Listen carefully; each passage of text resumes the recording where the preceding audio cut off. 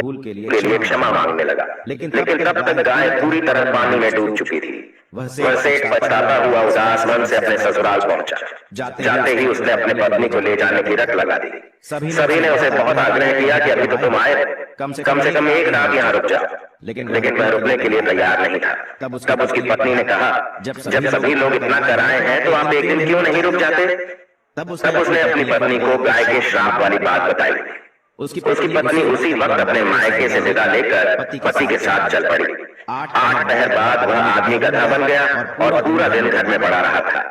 कुछ दिनों बाद घर में खाने पीने के लाले पड़ गए। तब उसने अपनी पत्नी से कहा कि मुझे लेकर बाहर मजदूरी करो। तब उसकी पत्नी उसे लेकर बाहर आई और नगर के राजा के यहाँ मजदूरी का काम करने लगी। उसे वहाँ बोझ उठाते देख लोगों ने कहा कि तुम्हारे पास तो गधा है, फिर तुम बोझ क्यों उठा रही हो?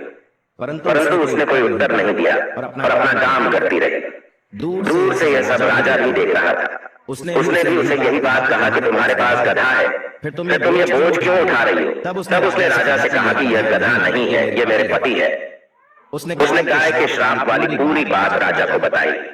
राजा ने अपने नगर में विद्वानों और पंडितों को बुलाकर इसका उपाय पूछा। तब एक विद्वान ने बताया कि जिस किसी ने 101 ग्यारस का व्रत किया हो वह अपने पुण्य का फल इसे दे दे तो यह अपने असली रूप में आ सकता है। पहले हम आपको एक ग्यारस का अर्थ स्पष्ट कर देते हैं। 11 ग्यारस व्रत रखने पर एक ग्यारस पूरा होता है और 22 एकादशी रखने पर 2 एक ग्यारस पूरा होता है। ऐसे ही जिसने 101 बार एक ग्यारस एकादशी के व्रत किए हैं उसके पुण्य के फल से वह आदमी अपने असली रूप में आ जाएगा। राजा ने अपने पूरे नगर में घोषणा करवा दी, लेकिन किसी ने भी पूरे 100